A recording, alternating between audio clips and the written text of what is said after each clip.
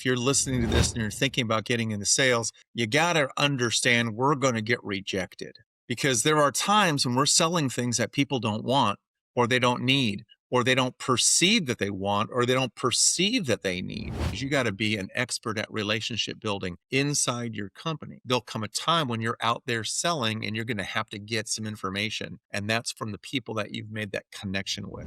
If you're a man or a woman of integrity, you're going to believe in your product or you're going to find a product you can believe in. If you're just desperate and you have what we call commission breath, you don't believe in yourself, you don't believe in the product, you don't believe in the company, it comes across.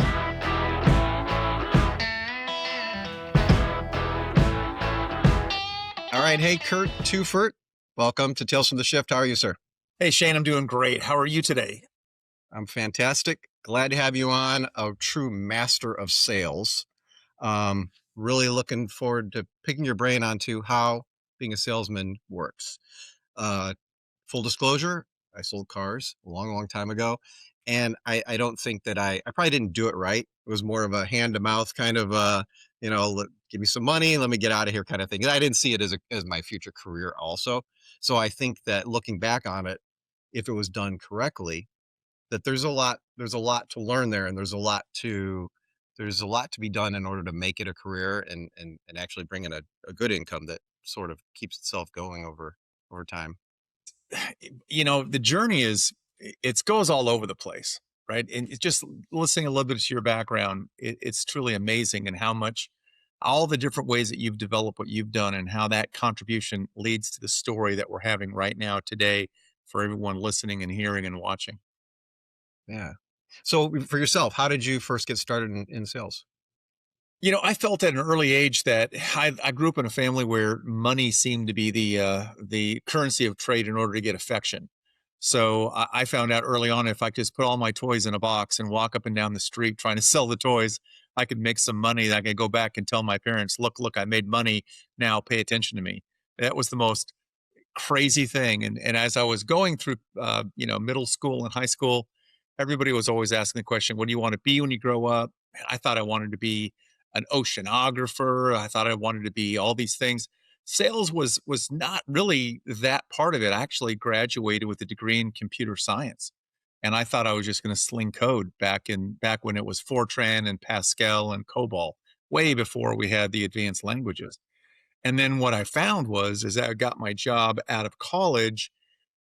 People were like, hey, Curt, you're an okay programmer, but you're really disruptive because you keep talking and we don't talk when we program. We're quiet and we're introverted and you just don't fit. How about if you teach the people how to use the software that you're writing? Well, that got me into training got me into sales. And the next thing you know, I was selling all sorts of things. And so how many years have you been involved with sales? Over 30. Yeah. Almost 4 decades now. Wow. Okay. All right. Let's say someone to be a salesman and day one, they're like, I'm quitting. What is something that you might tell them that could happen or whatever? They're like, nah, I'm out. Oh, Shane, it happens to us every day. And if you're listening to this and you're thinking about getting into sales, you got to understand we're going to get rejected because there are times when we're selling things that people don't want or they don't need or they don't perceive that they want or they don't perceive that they need. And so we're interrupting them. And now with technology, there's so many different ways to prevent the interruption. And yet we who are in sales, we still need to get in. We still need to tell our story. So I would say if you don't have enough thick skin, if they didn't tell you early on that there's going to be some rejection in this career, you're going to quit your first day. Yeah. I can't remember the name of the book right now, but I read a book not too long ago. I think it was called The Power of No or something like that. But basically the idea is you actually want people to say no, because then you're kind of can eliminate if mathematically speaking, if they're not the right person for your product, you want to know that sooner rather than later, so that they're not leading you on, oh yeah, I'll get back to you on Tuesday and all this nonsense, when in reality, they don't even need what you're trying to do. Is that true? Or? Shane, to your point, that is so profound. And what the author was intending there is, we've got to talk to enough people to determine the people who do say yes. Well, I teach a lot of what the ideal customer profile would look like. And we spend a lot of time understanding the ideal customer profile. So we start from suspect to prospect to customer. And I would use the technology we have today to help us get the no, but get the no from the ideal customer profile. And when I started, oh my goodness, I was selling payroll subscription service. And so instead of you doing the payroll yourself, Shane, you'd have somebody else do it. And I just talked to anybody. And that was enough no's that it got me so discouraged.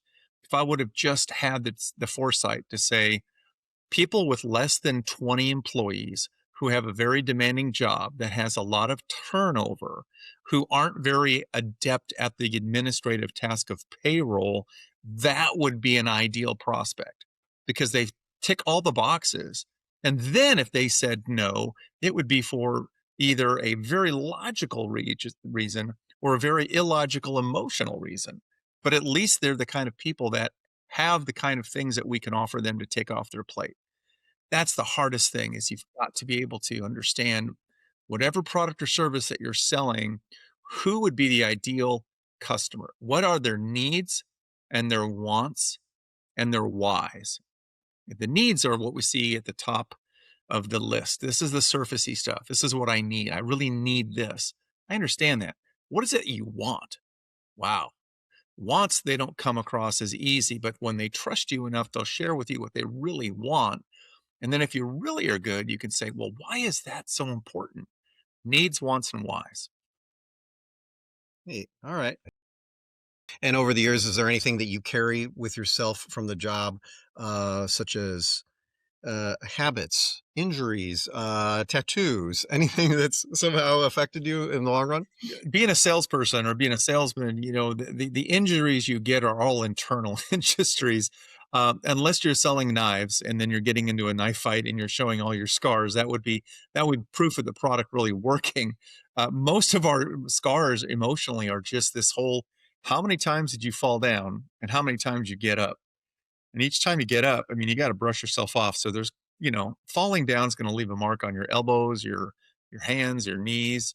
But you got to get up. You got to. If you believe that you have a product and service worth selling, you got to believe in believe. I feel like I'm Ted Lasso right now with my big. You got to believe and believe. But for those of the readers or the viewers who haven't understood that reference, Ted Lasso was a phenomenal show with Apple Television, and he had a great big sign on top of his door to his office. He was a European football coach, and it was all about you got to believe and believe. I got to believe, Shane, that you believe in yourself, that you can get up and you can get this done, right? And then Shane feels like I believe in that. I believe in myself, and then the next thing you charge out on the field. Yeah. And, you made me think about, well, you said you have to believe in what you're selling. I would imagine that must be very difficult for a salesman to somehow get a job. You're having to sell things that you think is a piece of shit product or something. You just hate it or whatever. Like it must be that must be one of the most difficult things, I would imagine. That Shane, that's where we turn into actors and actresses because we have to play a part. And therein lies the integrity disconnect in sales. If you're a man or a woman of integrity, you're going to believe in your product or you're going to find a product you can believe in. If you're just desperate and you have what we call commission breath, where you're just trying to do something and you don't believe in yourself, you don't believe in the product, you don't believe in the company, it comes across. It just comes across. And so sometimes I have to counsel sales professionals out of an area because they're going to grind and they're going to spin out of control and then they're going to look desperate and then they're going to join just what everybody thinks. When people say, oh, when you think about salesmen, what do you think? Oh, negative words, pushy, arrogant, yeah, all these negative words. When I don't see ourselves that way, I don't want to see myself that way. I want to see myself as a counselor, as almost like an Obi-Wan Kenobi. I want to be able to help you get out of the problem that you're in if we've identified you even have a problem. If you don't have a problem, we just move on. So you mentioned that you were involved with the software sales before. What other types of things have you been involved with selling? Selling myself, as a sales trainer, selling hardware, selling computer hardware, selling software, trying to launch a product right now. Just my wife and I created a product and we're launching that. So whether it's a hard product or a soft product, again, they all take so many different shapes and sizes. Even when I went to college, I got through college as a Volkswagen mechanic, and I had to sell mechanical repairs. If somebody comes in and they need brakes, they need a Volkswagen engine, they need a new carburetor, you're selling. I'm not trying to be manipulative about it. I'm trying to sell, this is what you need and this is why you need it. And, let's see if we can get that turned around before the end of the day. What would a typical day look like? Like hours you would work, how would it go? How would the day typically flow? And would that be different depending on the product you're involved with? Great question. If you're thinking about what we would call a traditional outside sales professional, maybe they're working from their home or they're working from an office and they have to drive to their customers or their clients. Typical day will be some administrative work where you're trying to follow up on an order, follow up on a quote, follow up on some information. Some of it might be true prospecting or business development, trying to find people who might be interested in your product. Some of it might be penetrating an account you're already in, trying to go deeper and wider in that account. That rolls into, what does a week look like? Well, some of it's rinse and repeat as it relates to what you do every day. You're trying to create something that isn't just active busyness, but everything's moving the ball down the field just a little bit. And that is in that outside sales. You may have the luxury of where you get the inbound phone call. And so, or the inbound web lead. And so you're on the phone, you're on the email, text messaging, and you're calling and qualifying inside an air conditioned office where you've got hot and cold coffee and running water and all that other good stuff. And so your day or your week might look like follow up, making more calls, sending out more emails, maybe working with marketing about, hey, this is working, this is not working, this is what I'm sensing, this is what I'm hearing, this is what I'm seeing. No 2 days are the same when it comes to being in sales, Shane. And so sometimes, when we talk about a sales call, I say, when you've seen one, you've seen one. And that keeps people in the game, is because every sales call is different. The day is different. The week is different. And that really intrigues people. Yeah. And you said inbound sales calls. So what's your opinion on cold calling?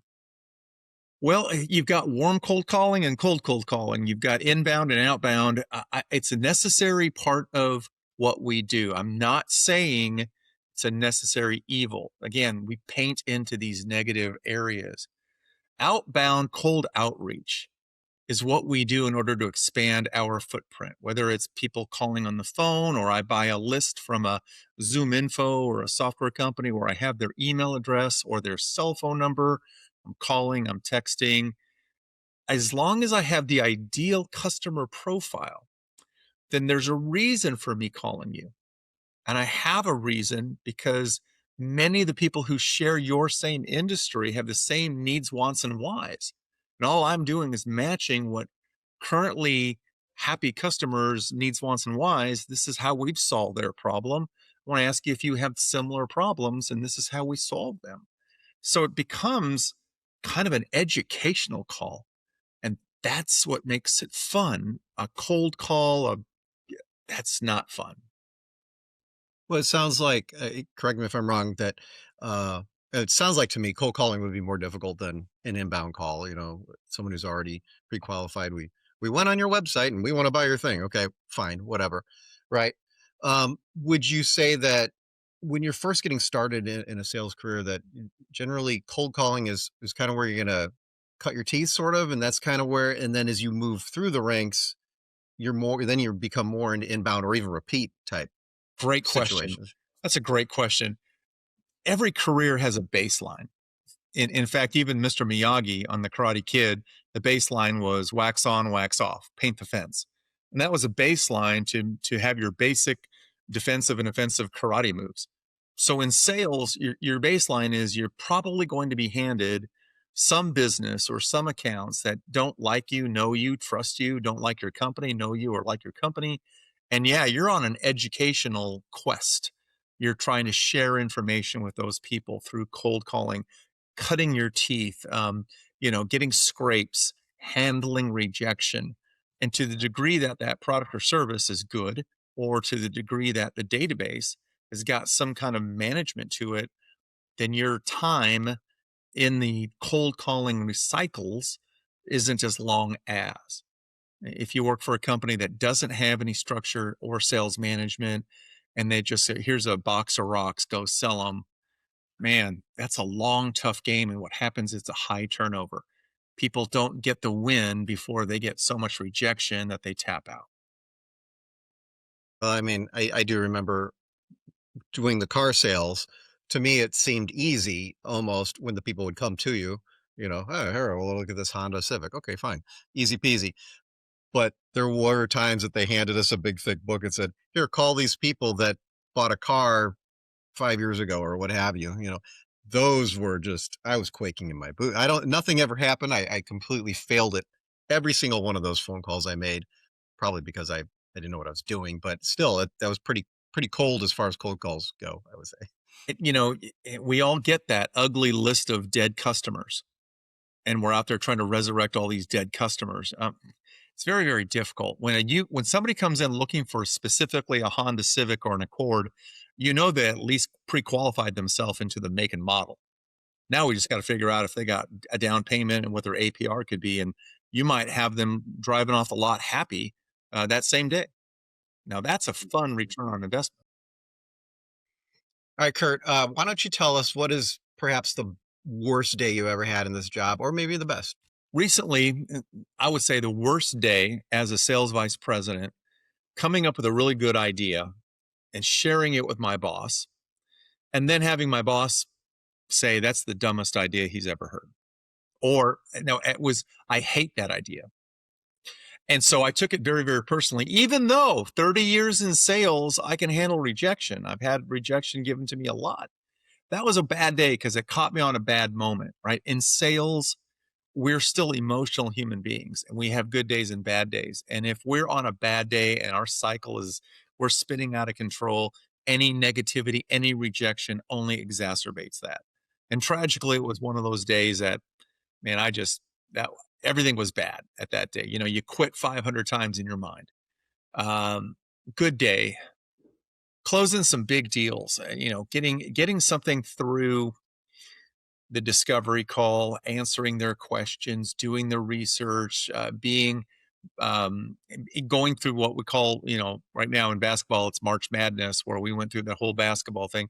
You're the 4 finalists, and now you're the 3 finalists. Now you're the 2 finalists. Now you go back and you sharpen your pencil. You get a better price, and then pretty soon you get to that point where they award you the receiver of that whatever it is that you're trying to sell them.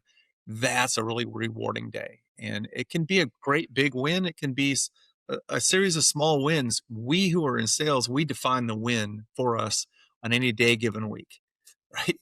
And the rejection's the same. It could be a horrendous rejection, but if you're feeling good, it's water off the duck's back. You're like, all right, I'll get the next one. But if you're feeling bad, even a small rejection, like, you know what, we're going to postpone this decision for another couple of days. Oh, you just spiral out. So it's such a challenging question, Shane, about best day, worst day, because it can be best moment, worst moment. It could be best week, worst week. In Yeah. sales, we cycle a lot more than other careers. Yeah. Yeah, I would say there's definitely, you'd probably have times where you're probably flying high. Probably feel like it's easy. Oh, I'll just sell it. No problem. Whatever. Deal's done. And then maybe you don't sell for a little bit. And then you start questioning, my God, is there something wrong with me? Oh my God. Yeah. Yeah. You can't even close a door, much less a sale. You just get really, really frustrated. Yeah. So the bad idea, the bad idea that your boss didn't like, was this something that you just came up with off the cuff, or was it something you'd been thinking about for a while? And then, I worked on it for a while. I really thought this was a great oof, idea. Um, there's a lot in sales about reading the room, about being situationally aware to understand these things. And I wasn't reading the room proper at that point in time. I put too much emphasis on crafting the complete package and then just dumping the package on that person who, in their bad day or good day, just basically rejected it. But it was the emotive, I hate it, that I used that four-letter word, and I just kind of crumbled inside. And Yeah. if I would have gone back and redone that day, I would have said, "Hey, I've got an idea. Let me run some of the idea points past you, high level." And if that person at that point says, "Well, I don't think that's a really good idea," it's still at the high level. I'm okay with it. It's not like I went through all this time to go build something that nobody knew about that I thought was wonderful that that person rejected. So, in a sense, we who are in sales, we have to use what we call qualifying techniques to qualify if this person has a need and a want and a why, and to really just kind of test the waters. And they may, that might get ask permission to go a little further, ask permission. So had I used my own sales technique, I probably wouldn't have had that as a bad day. Is there any specific person, situation, sale that you have dealt with in this job from the past that you still think about occasionally? Yeah. I would live in Portland, Oregon, and we were selling a learning management system. It was it was an odd thing that we were trying to do. We were trying to take videotape and make it interactive. As you know, videotape is linear. You watch it from the beginning to the end. We thought we could pause it, answer a question, true or false, multiple choice, and it would fast forward or reverse to wherever that answer would be. We thought this is pre-CD-ROM. So there I am in Portland, Oregon, and I'm trying to get an appointment with the probably one of the world-renowned speakers of the time. His name was Brian Tracy. And Brian Tracy, Jim Rohn, Zig Ziglar, Tony Robbins, these are all rock stars in these giant platforms. Well, I found out that Brian Tracy lived in the San Diego area. So I was cold calling and cold calling and cold calling on the phone, trying to get them. I must have pestered that person who answered the phone so many times that they finally said, okay, Brian is coming back from a trip. He will be here on this day. I will allow you to see him at 10 o'clock in the morning. So there I am in my rental car in San Diego in the parking lot, Brian Tracy International, and I can't get out of the car. I am so nervous. I have borrowed one of his videotapes to make it interactive, and I must have watched that tape, you know, 20 to 30 times. And so I knew everything about Brian Tracy. Finally, I get the nerve to get out of the car and I have all of my product with me. It requires a lot of hand carrying. Get there, he's not in yet. I set up in the room and, I'm just nervous. Finally, I set everything up and Brian Tracy comes in. He's got his four regional managers. They're there for a regional sales meeting. Now I'll get in a room and then I just, I get up and I introduce myself and then I start doing all this and he interrupts me and he says, "Hey, you know what, Curt, stop. I know everything about Brian Tracy because I am Brian Tracy. Tell me about you." Oh my gosh, it was just so frightening. And then this is where it gets crazy, Shane. He crosses his legs and he has a hole in the bottom of his shoe. He's got these business shoes. And he's got a hole in the bottom of his shoe. And I'm just thinking all the persona that I gave this man, larger than life, super successful. He's just like you and me. What a story. Now, I did not close Brian Tracy that day with my UniLearn product. He said, "Curt, thank you. The demonstration was wonderful. We're moving in the direction of CD-ROM." And that was our arch nemesis at the time. And obviously CD-ROM one, it'd be like, Betamax versus VHS. Now we're not moving into Laserdisc or Betamax. We're moving into VHS tape, which led to CD-ROM, which led to streaming, and that's where we are today. Cool story. All right. All right, Kurt, I don't know if you have anything for this, but is there any time that you remember making a big mistake as a salesperson? Gosh, we in sales, we can make mistakes all the time. A lot of the times comes with quoting, and maybe, you didn't quote it properly. You didn't get the latest pricing, and these mistakes cost you money because either you're selling at a very very skinny margin, or you're making a commitment that can't be fulfilled. And usually, what happens is your boss or the company has to backfill and make it right with the customer. So, or you make mistakes when it comes to, you really shouldn't sell this product to this person. Something about them is not ethical, moral, legal, and that could cause you to have some problems later on. So you build up a little bit of awareness on that. What product would you be attempting to sell someone that had a legal issue? Well, they're trying to buy it on the black market.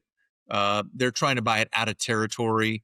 Hey, we want to buy it from you, Kurt, but we know you can't sell it in Texas. Could you possibly put it in the trunk of your car and drive it to Louisiana, and then we'll meet in the parking lot? No, I can't do that. I won't do that. That's not.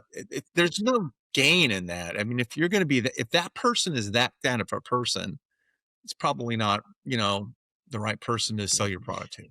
And why would that be that you can't sell in Texas? Is there some sort of licensing thing, or how Great does that work? question. I spent a lot of my years in industrial sales, and the reason that the manufacturers place them in territories is because it keeps the integrity of the channel. It keeps the integrity of, look, in Texas you have distributor A, in Louisiana you have distributor B, and that way we are all playing within the right rules. But when you're into borders, right? In the borders, it's a little loosey goosey. You may not like your Louisiana distributor, but you do like your Texas distributor because it's only 5 miles away.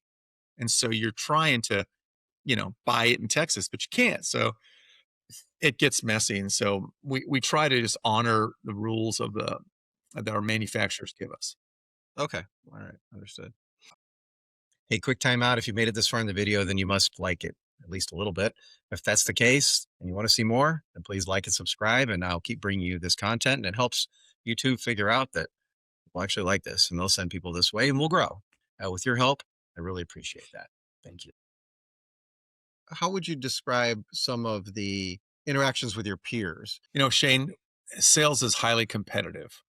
And it could be. I mean, the way I grew up in sales, it was competitive. I'm competing against myself. I'm competing against my peers. We all are based on a quota system. Let's just say my quota, that you're my sales manager and you set my quota at 1.2 million a year. That's $100,000 a month. It's 25,000 a week. And so as we have our sales meetings and we have our cadence, everybody's numbers are up there on a board, and everybody's aware of everybody's numbers, and everybody has their quotas, and they're all trying to get to this magical number. For me, it's now we're at the end of the third month. So if it was a $1.2 million quota, I need to be at about 300,000 right now in order to stay normal. Anything below that, I'm in trouble. Anything above that one, I got some runway.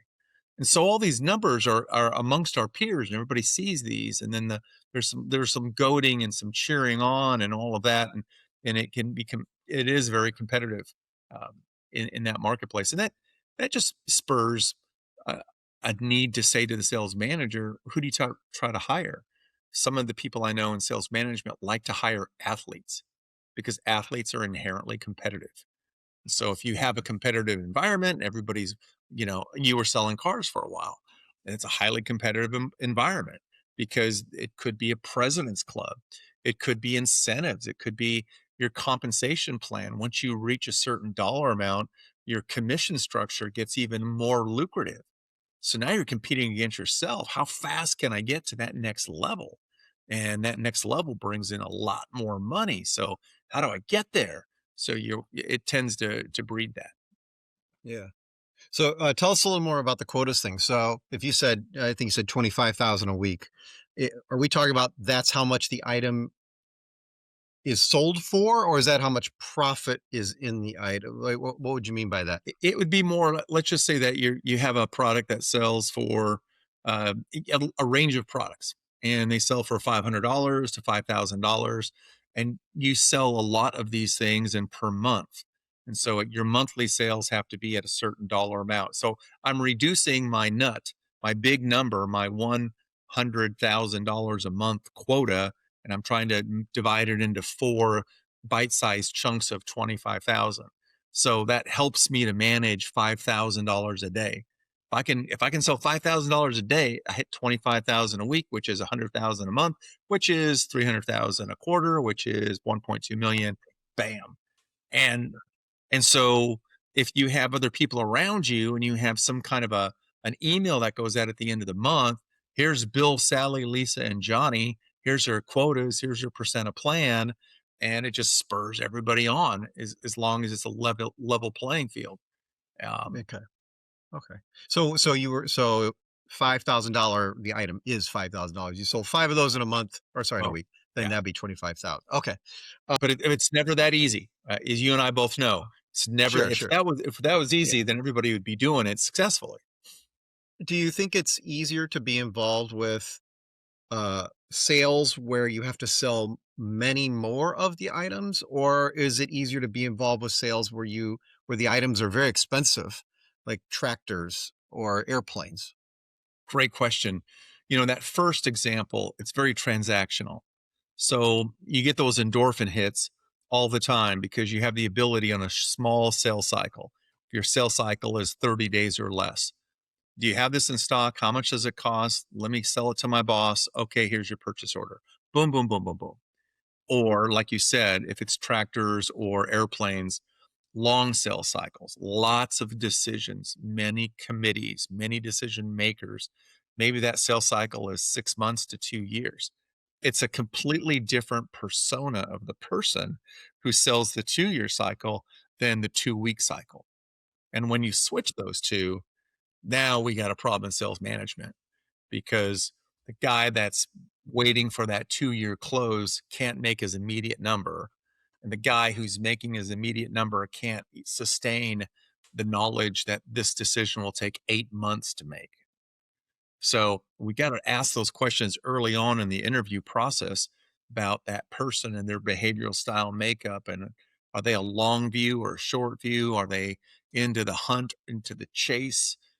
There's a lot that goes into that one. Otherwise, you make a bad hire, and both the company hurts and the person who got hired, their expectations never get met. Yeah, that was exactly what I was going to ask you as far as if there's a different person or personality type that would be for the airplane sales versus the ballpoint pens or what have you. Absolutely, Yeah. absolutely, and we can learn that now with all these wonderful assessments that are out there and these benchmarks. We can really look at a person and help coach and counsel them. Hey, you come to us and you've got a great track record. Your track record is very transaction based, and our culture is very strategic. I don't think we're a good fit, or vice versa. And we help that person by saying this isn't the right place for you. Now, if they try to sell us on, but I'll change, no, really, I'll change. It rarely does that happen. And so I like to set the table early. Hey, this is the kind of sell it is, and this is what we expect of you. And there's a place for both of those as long as they're in the place of that same product or service that takes those long or short sales cycles. Yeah. Hmm. You can answer this next question any way you want, but I'm kind of thinking about genders right now. You have the male and female sales person, right? I'm wondering if you see. I know it's hard to put people in a bubble, but as far as the difference between maybe male salesmen perform or act compared to female salespersons, or vice on the other side, how clients react to them as salespeople. Do you see any difference at all in that? Lots of difference. I come from the industrial world, right? It's oil and gas, petrochem, food and beverage, and it's predominantly men. And so, because the clientele or the customer base is predominantly men, so and it's kind of blue collar, and so there is a look and a feel that works with that. Um, when you bring in an opposite in that person has to be wickedly smart because after a while the veneer of the attractiveness, the outside beauty, that wears off And it really is, okay, that's fine, but what can you do? Can you solve my problem? My problem is higher than this. And so we do have a lot of, ladies in the industrial space, and they do really, really well. It's that their approach is different. And, here we are in 2026. We're supposed to be modern and all this. And there is some of that. There's also a phenomenal idea right now where we've got 5 generations in the workplace. We got this people who are 60 and over, and we got the people who are 25 and under. And not only is it a male female, but it's a tech, it's Gen X, Gen Y, greatest generation. And it takes so much more of an adaptive mentality. How can I adapt into this culture? How do I take somebody who's 27 trying to sell to somebody who is 67? It's 4-decade delta in all of that. And so you got to quickly get beyond some of the outward and get right to what's the number one thing customers want right now. They want an educated salesperson who understands them and can fix and solve their problems now, today. And that's gender neutral. Yeah. I picture the customer, and I just think that, especially as we get into higher end sales, that people people are tribal, right? So you look like me, you act like me, we can talk about, the final four, whatever. I almost feel like you have a leg up versus someone who is very different from that person, and even the big age difference that you talk about there. You might be selling the correct product. You might be saying all the right words, but I almost feel like it's a little bit more of a harder bridge to cross, I guess. Very, I'm saying. very hard. If what comes across is, I can't take you seriously, there's no way you can be blank. And it goes both ways. I mean, you get somebody who, maybe it's a gender thing, maybe it's a commonality thing, somebody who's young trying to connect to somebody who's older, or vice versa today. You get the older salesperson and their persona is, dude, how come you're not retired? Why are you still working? I'm 27. I got my MBA. I cut my teeth. I got 2 side hustles. I got 5,000 followers on my Instagram. What do you and I have in common? Nothing. And it, I face this all the time. I just got done doing some training to a group of people who sell to the fire safety products, and the whole class was retired fire people or volunteer fire people still in their jobs. There's no way I'm going to roll up with my sales expertise. I won't. I run away from the fire. These guys run into the fire. So if they could talk to somebody who said, "Yeah, I'm still a fireman and I still use this product." Oh my gosh. That's a superpower I'll never have. So if I don't come Yeah. across with some kind of knowledge or some kind of connection, they may look at me and go, "I'll just wait for the next guy to come that who knows me, because you don't know me." It's a puzzlement. It's why the game shifts all the time in sales, because one day it's genetics, or one day it's gender, or one day it's knowledge, or one day it's tech. It changes all the time. Yeah. Very good answer. Awesome. Okay. What's a question that you wish people would stop asking you about your job? And bonus, if it's one of the questions I already asked you, then that'd be perfect answer. Maybe they keep saying, how easy is it? Because when you say the word salesman, there's no doctorate, there's no PhD. You're not associated with a CPA or a lawyer, or to you, with your previous career air traffic controller, you just don't walk off the street and do that. There's certifications, there's programs. We who are in sales, we don't have any of that. And so how difficult can it be, Curt? All you got to have is a good personality. Well, it's a lot more than that. That actually surprised me. So you're saying there are people who assume that it's easy. Yes. Then they haven't done sales. Well, yeah, they haven't, or they tried it once and they said, "I never want to do this." It's all you crazy outgoing people who want to be in sales. Look, I mean, I'm sorry, I don't have a PhD. There's no college that gives you a master's degree in selling. But even if they did, it's your ability to connect with other people. It's tough. It's not. It's not easy. It's harder every day. Like you said before, is the cold calling still a part of the deal. The rejection still part of the deal.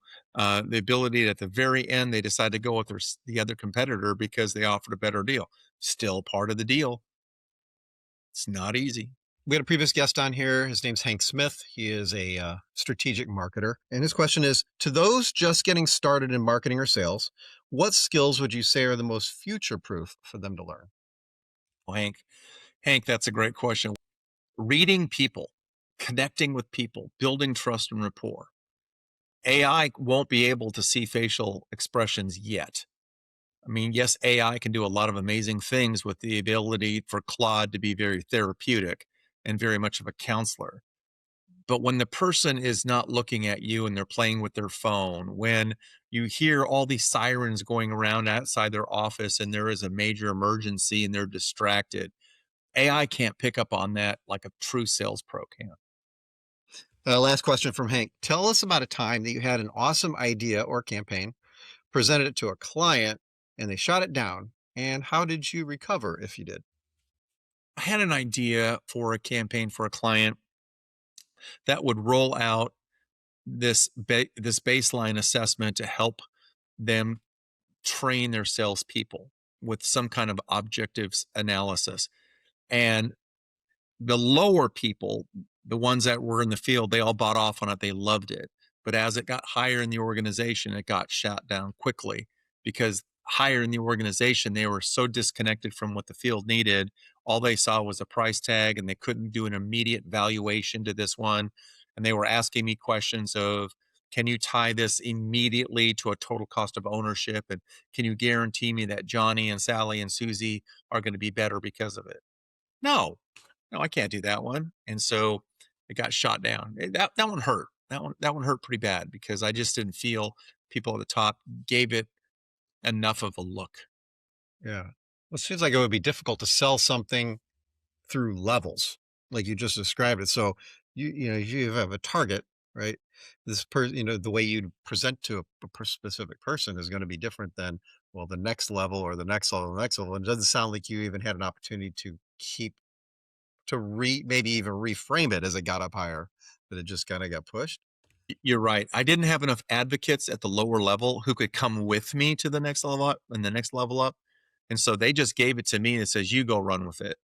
Well, I should have in my discovery asked more questions because there's just we see this a lot in sales. The technical people like something, but they give it to the economic people, and the economic people shoot it down because it costs too much money without having a technical person walk with me to the economic person to explain. It looks like it costs a lot of money up front, but here's how it saves money over a 5-year period. Then the economic people go, well, now that makes a little bit more sense. And so sometimes you have to ask about getting those advocates to walk with you higher up the organizational ladder. All right, I had to ask it on here. Glenn Ross. Hopefully you're familiar with it. That's probably one of the main sales movies I'm familiar with. I'm curious about your opinion of it, and also your opinion of ABC. Well, when in Glengarry Glen Ross, ABC always be closing, and we've all seen it. We've all had Alec Baldwin, and his, first place is a Rolex watch, second place is a set of steak knives type thing. I switched it to ABC. Always be curious, because when you're curious about a person's life, about what they do, and you're building that trust and rapport, you're closing on building a tighter relationship. And if you're going to ABC, if you're going to always be closing, then the cliche is close at the highest level of commitment at the customer's pace. Close at the highest level of commitment at the customer's pace. If the customer's not ready to move to the demo, if the customer's not ready for the quote, then what are they ready for? Let's close for. If the customer tells you, Curt, I'm not the decision maker, that's Charlie. Well, could you possibly introduce me to Charlie? I'm closing for the highest level of commitment at the customer's pace. Sure, let me see if he's in. Yeah, he's in. Hey, Charlie, this is Curt. He sells widgets. You're the person that he should talk to. So that's my take on Glengarry Glen Ross. Well, we're on the subject. Is there any other movies or TV shows about sales that you can think of that you think are really, really bad or show sales incorrectly, a bad light, or You anything like bet. that? You could binge the entire Mad Men from the Okay. 70s, from the ad campaigns with Don Draper being the main character, and there's so much selling going on there. It's crazy. So that's probably one of my favorite when it So comes. is it accurate? I haven't seen the show. Well, it's accurate for the misogyny of the 70s, right? I grew up somewhere in that era, and I'm like, were we really that bad? Did we really treat people that way? And were we really just floating our livers in alcohol the whole time? Probably. But it's just a clever and it's tightly written as it relates to what we would call the advertisement. And it was in Madison Avenue, New York, is where all the advertisement was happening back in the 60s and 70s. So Madison Madmen. And yes, they were visionary when it came to their creative talents, and they were visionary when it came to their selling technique. Yeah, that's probably one that I like. All right. I'll check it out. Okay. Can you explain for the audience what a book is for a salesperson and how it helps them in the long run? Okay, so Shane, when we're talking about a book of business, we're talking about um, a grouping of customers or clients that are repeatable and predictable, that buy from you because they trust you, they know you, they like you, and that book of business equates to a certain dollar amount. Like I got a $3 million book of business. What does that mean? It means I can, on any given year, probably guarantee you within 10% that I'm going to deliver $3 million. And if I lose somebody out of my book of business, like my number one account moves from my territory in Texas to Pittsburgh, then I bring in a new group of people to offset that book of business. It's also used when we're trying to recruit. If I'm trying to recruit you, Shane, to my company, and you come from my competitor, so, how much of your book of business can you bring over to me? If you've got a $3 million book of business, statistically, I can probably bring in maybe a million. Even though you tell me you can bring all 3 million, you can't. So, I'm going to go down to 1 million, which is still, I'm hiring you for that $1 million book of business that's coming with you. Now, if you are in an completely different industry. I sell industrial and you're a rock star in pharmaceutical sales. You're going to come to me with zero book of business because doctors don't buy what we sell. Yeah. Fascinating. So in the long run, if you're in sales and you're going to do it as a career, this is something that you're going to want to build up over time. What Yes. would you say is the best way to build up that book of business as a salesperson? I think the best way to build up your book of business is to build relationships. Build relationships first, sales comes second. And that requires that person, that human being, to want to be in the relationship business. And so there's got to be some type of a conversation that you have in the mirror about, do I like people? Do I want to be with people? Because it's a people business.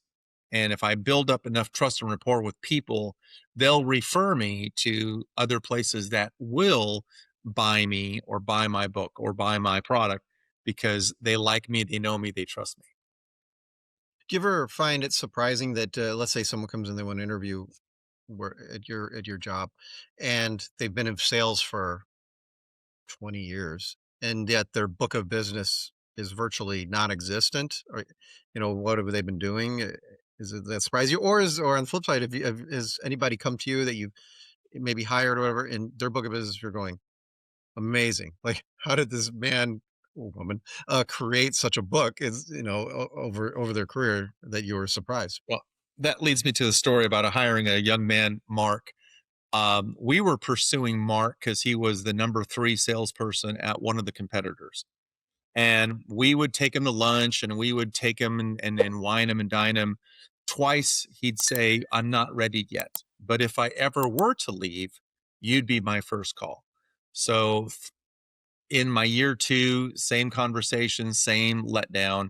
Year three, he proactively reached out to me and said, I'm ready. So we got to the point of where we were doing the dance. Okay, so you're ready. Now you're the number one salesman. You've got a book of business, but you're not willing to tell me any of your accounts yet because we haven't struck a deal. So then we had to determine what his compensation would look like. And we agreed to a compensation plan, knowing that he was the number one sales pro at our competitor. So that's a lot of money. You're basically acquiring a company, if you will, because it's a large W-2. Then we were in a barbecue restaurant, the operations VP and myself. And then he brought his book of business. He brought a list of accounts. He says, "These are my top 35 customers. I will let you look at it, but you can't take it." That's why I brought my ops guy in, because he knew the business better than I did. We looked at those 35 accounts. We knew two. We knew two of the 35. 33 of these accounts that were his top book of business, we weren't even doing business with. And so that we really were pursuing Mark hard. And we brought him over, and that was, 11, 12 years ago, and he's still working for us today. Still a fine young man, and his kids are grown, and just phenomenal.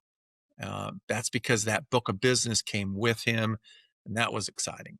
Now, there are people that we call that in Texas, all hat and no cattle. And so they boast a big old game, and they come to us and they can't close a door, much less a sale. Um, they say they have all this book of business. They say all these people love them and follow them to the ends of the earth. And we in management, we're just a little jaded at that. And, maybe 50% of the time, they won't follow them down the street.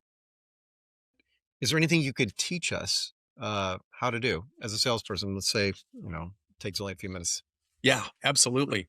I said I led off this podcast, Shane, with this needs, wants, and whys. Customer has a need, but what is it that they really want?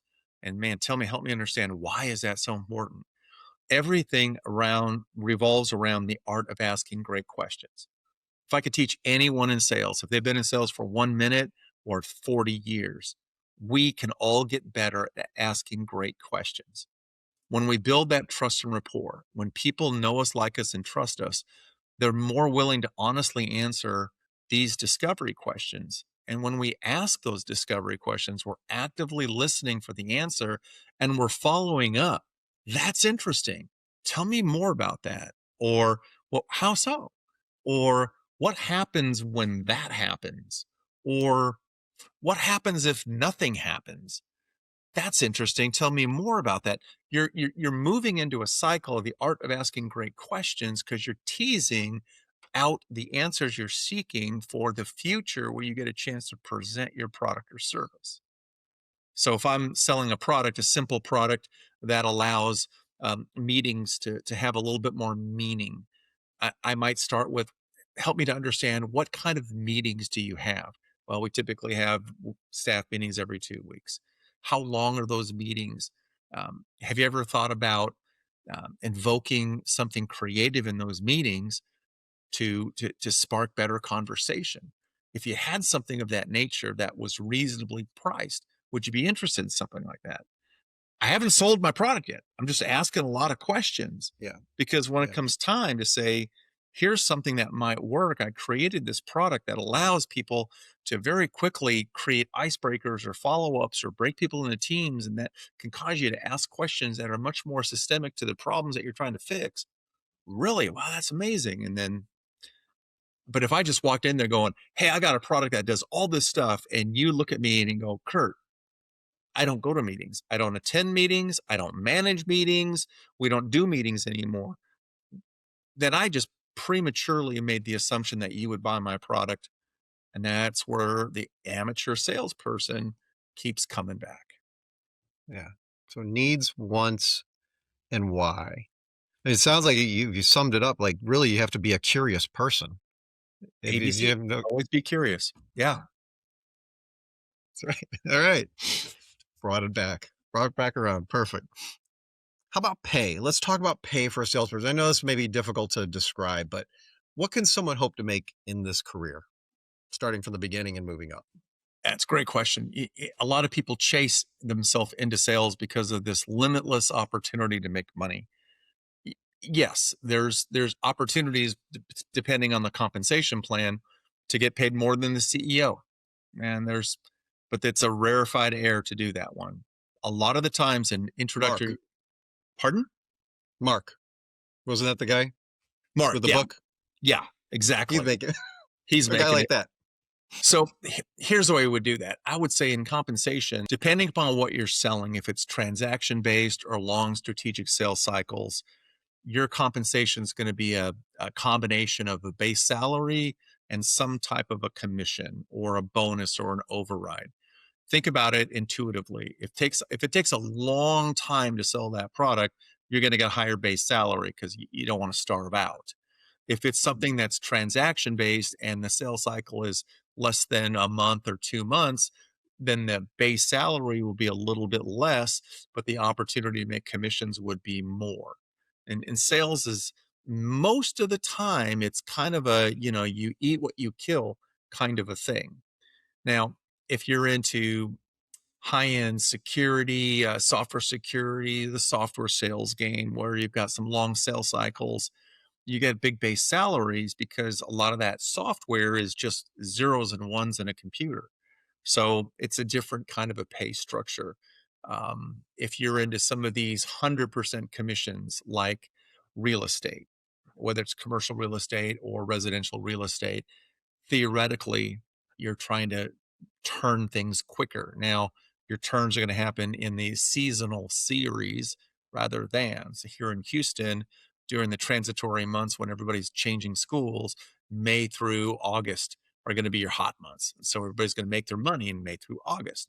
Somewhere around November through February, there's not going to be as many homes in the market being sold. And so those realtors who are paid 100% commission, are going to have to live on all of the money that they saved up beforehand because you're not going to get that. So in the industrial space, the space I work in, multi-billion dollar industry, there's a base salary and then there's a percentage of the gross profit.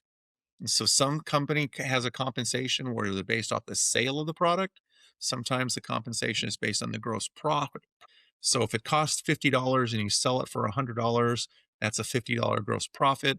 Let's say you get 20% of that. Well, 20% of $50 is $10. Well, gosh, Curt, $10, that's nothing. Well, it's not that much because it's not that big of a product. But you move that on out and it gets bigger. How much can you make? You can make 200,000, you can make 800,000, you can make 2 million. It depends on what you sell. If you sell Lear jets, if you sell yachts, the commission upside is tremendous. My wife and I love this show on television about it's called The Agency, and it's in France, and it's a family that sells real estate in France. They just closed a $27 million home. Well, the commission on a $27 million home is going to be ridiculous, but you don't sell one of those every day. So it all depends on what your threshold of pain will be.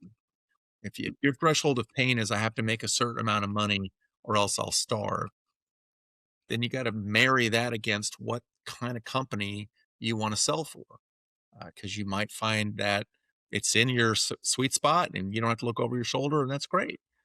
It may be where you have the potential of making 8 times that, but it's going to require a little bit of risk reward on your part. It's it kind of goes in all those different directions. All right. So let's suppose someone just got hired. What is something you might tell someone who's new? Definitely do this or definitely don't do this. Anything? Yes, uh, I would say for people, if you work for a company, become an expert of what that company does. Don't wait for somebody to come in there and give you the onboarding or give you the teaching or the training. You've got to be a student. You got to be Columbus. You got to go out there and discover everything you can about that company so you can then share that information with the clients and the prospects that you're going to go after. The second thing is you got to be an expert at relationship building inside your company, because there'll come a time when you're out there selling and you're going to have to get some information. And that's from the people that you've made that connection with, subject matter experts, accounting, tech support, operations, warehouse, shipping and receiving. They all touch sales. And if you've become a product of the product or an expert of the company or an expert of those relationships, when things get really bad, like it's 4:45 on a Friday, and everybody wants to go home and the customer has a really bad situation, you'll have the knowledge and the relationships of the people that you can call to solve their problem. Curious, why are you still motivated? 4 years, 4 decades in this career. Why are you still motivated? What keeps you motivated? What keeps, who motivates the motivator, I guess is a great way of putting that. I love the hunt. I absolutely love the hunt because I like solving problems. Sometimes I'm not very good at it, and sometimes I am, but I really like solving the problem. And so if it's a problem that has a need, want, and a why, right? Here's the need that they have, and I go, that's great. So you need carpet, great, whatever. What do you want in your carpet? Oh, I want a carpet that's going to last 5 years because I got these young kids and I got this traffic, and they're going to spill product in the carpet and all that stuff, and I'm just sick and tired of having this stuff. Okay, well, why is that so important?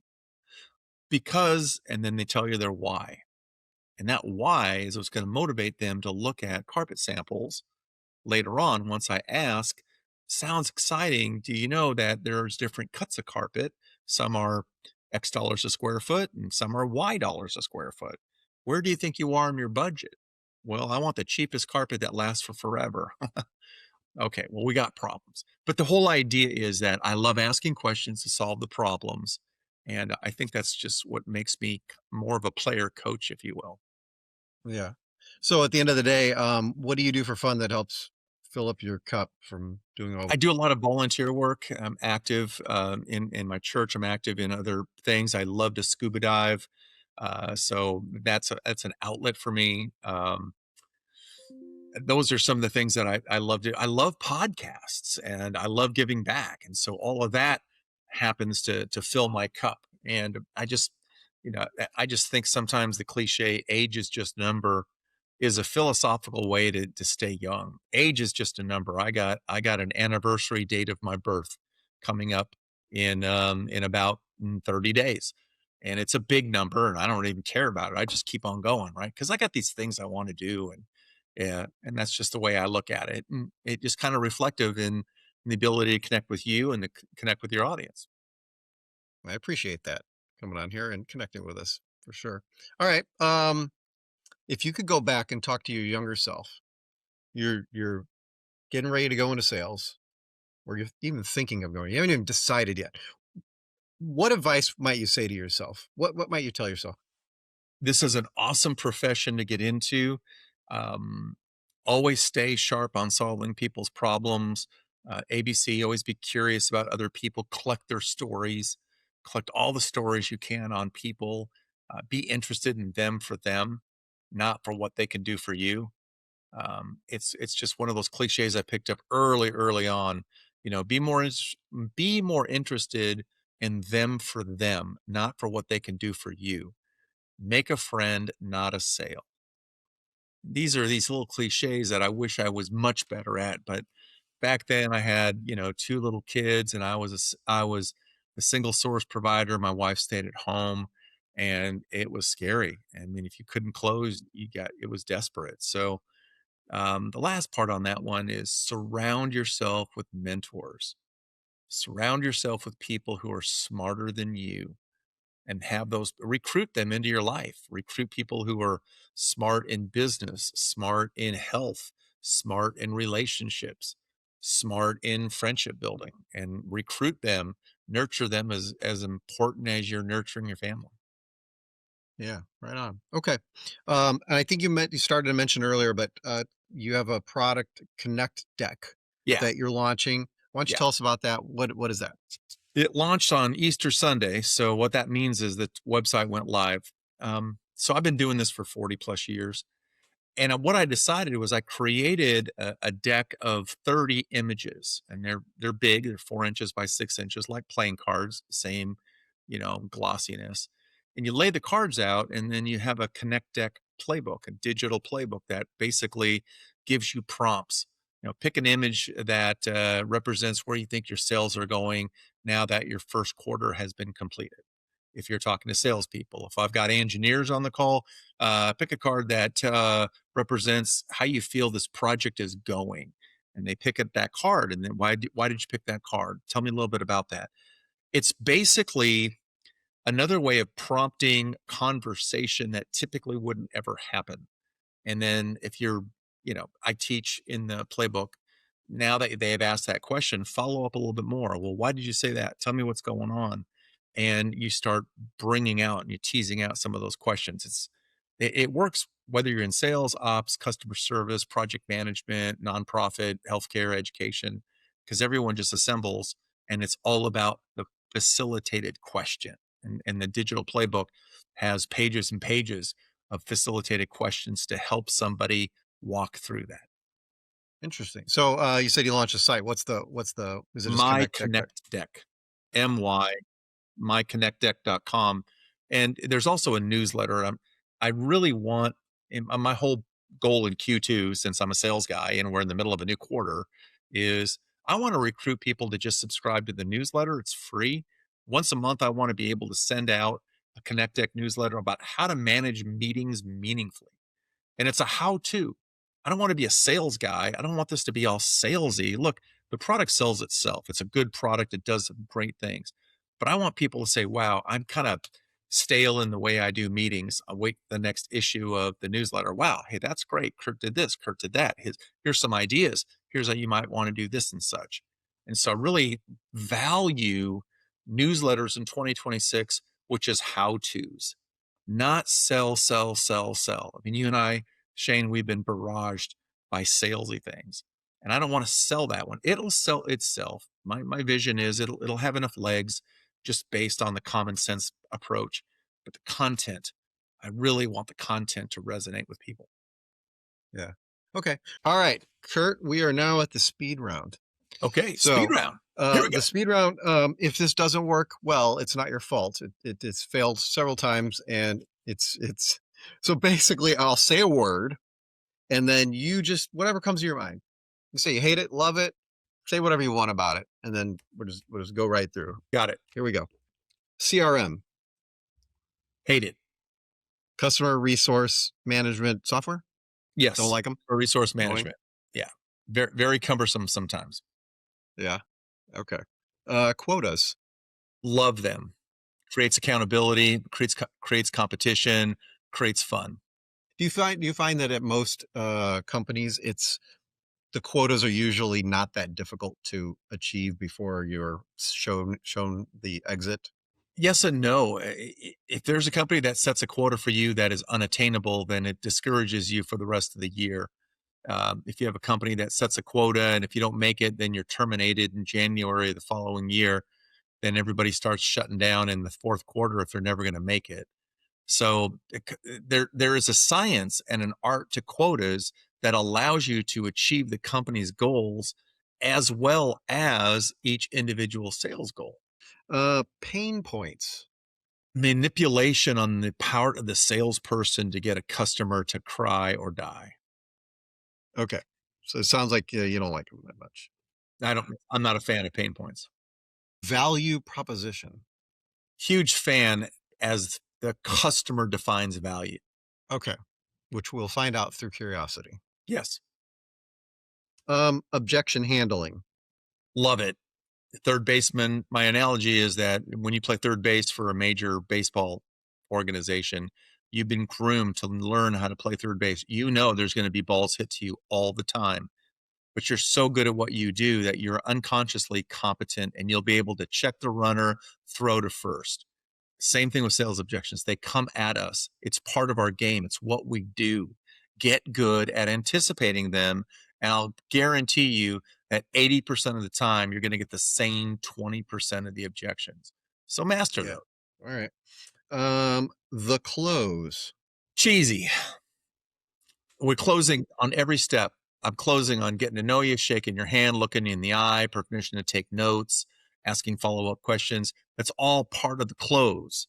It's not at the grandiose close at the end where you present them an $87,000 price tag and you watch them go apoplectic and you're trying to revive them. Okay. Lead generation. Love it. Love lead generation, creative lead generation that ideally it attacks your ideal customer profile, draws the right people to your messaging. Okay. Churn rate. Yeah, churn rate. How many customers come in the front door? How many leave the back door? You want the people leaving the back door to be a whole lot less than the ones who come in the front door. Churn rate for the customers, same churn rate for the sales pros.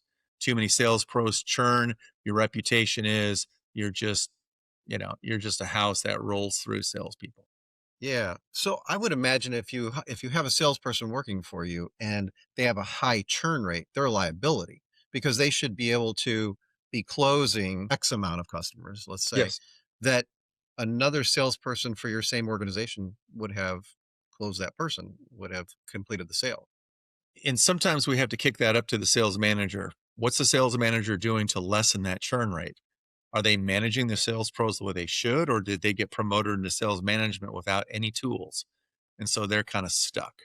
So you'd lay out all those ConnectDeck cards and you'd pick one up that says, how do you guys feel about churn rate? Pick a card and talk about it. So that's a shameless marketing plug to ConnectDeck. Yeah, right on. Okay. Last one, discovery call. Oh, my favorite. You end Yeah. on a high note. I am an evangelist for discovery calls. In fact, I've got 3 of them this week. And here's your ace in the hole. Here's your secret weapon, artificial intelligence. Using AI, whether it's Claude, ChatGPT, or Copilot, to help you craft the right open-ended questions for your discovery call. Every element of the recipe is now right in front of you, and you can be a chef because you just feed it all into the prompts engine the right way and then say, crank out for me a deep dive discovery call. And whether you use the questions or not, they're right there. And that makes you a much highly elevated sales pro. I'm passionate about that. You hit me on a good note there. Yeah. Oh, you're also the first person I think has ever suggested Copilot, so you kind of surprised me on that one. Okay. What is your final advice for someone who's thinking of getting into this career? Stop listening to the naysayers. Depending upon the company and the sales process, AI will not take your job. Sales is a great profession. It's counseling, it's psychological, it's solving customers' problems, it's making people. If you're selling safety products, it's helping people come home safely at the end of every day. If you're selling coffee, it's giving people the best 5 minutes of their day. If you're selling beds for a hospital, it's keeping patients comfortable through their traumatic stay. There's always a wonderful reason to get into sales. Excellent, excellent. All right, Curt Tueffert, I appreciate you coming on Tales from the Shift, man. It's been great. Shane, thank you. It's been wonderful. I'm exhausted. You've given me so many great questions. Apologize for making you exhausted. All No, right, man. good. It's good. All right, thanks.